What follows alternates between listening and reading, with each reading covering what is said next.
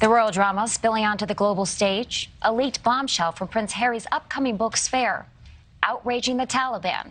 Prince Harry discussing his time with the British Army. Comparing targeted kills to chess pieces. Joining me now is British expert and royal commentator Hilary Fordwich. Thank you so much for joining us. Pleasure, Kelsey. So Prince Harry revealing that he killed 25 Taliban while serving in Afghanistan. The Taliban now labeling his actions as war crimes.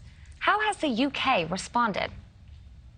You're absolutely right, Kelsey, and that Taliban leader saying, there were families that were waiting for those Taliban that Prince Harry took out. And so in the UK, the reaction has been actually from military leaders. The former Undersecretary for Defense, Lord Hutton, has said that this is something that's inappropriate to share and that's ill-advised. And there have been colonels that have come out and said the same thing. I think what he's done, Prince Harry has done, he's not only put his own security far more at risk. And remember, this was one of the reasons that he claimed to leave the royal family.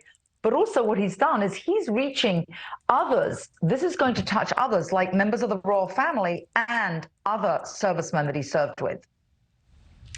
Well, Prince Harry claims that Prince William and Kate, they told him to wear the Nazi costume, and he's gotten a lot of grief for doing so. What do you make of that? Well, he's a grown man, so it's either or here. What do we think? Either they did tell him to wear it, in which case, isn't he a grown man? Shouldn't he have made the decision himself? Or they didn't, in which case it's not quite the truth. Either way, it's a lose-lose situation for his claim. There's also reports that Prince Harry discusses of a big fight with his brother. And he says in it that he actually called his therapist afterwards. It's also really interesting to point out that in the Netflix documentary that Meghan Markle claims that she wasn't allowed to have help with her mental health. What do you make of that? That is a very good point, Kelsey. Think of this.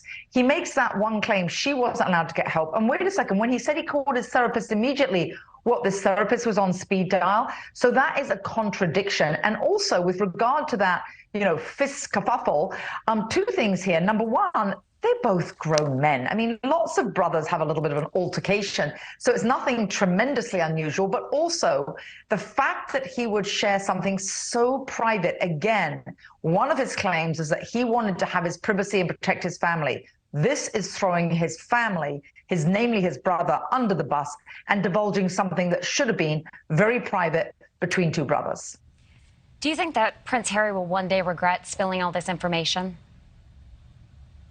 I can't get into the mind of Prince Harry. I don't think anybody who claims to could. But who in their right mind would claim that they want reconciliation with their family while throwing them under the bus like this? And a couple of things. He did say the family's motto, and that was from actually the then Prime Minister Disraeli advised Queen Victoria to never complain and never explain. He said it's his family's motto. He knows that. So he also knows that they are basically taking the high road and that they're not going to respond. So he knows that he's throwing jibes at people that are taking the high road. One point I will make, Kelsey, is thus far the British public is really appreciating that the royal family is not getting down in the mud, because right now, according to a YouGov poll on New Year's Eve, the British public, 44% want them stripped of their titles due to this.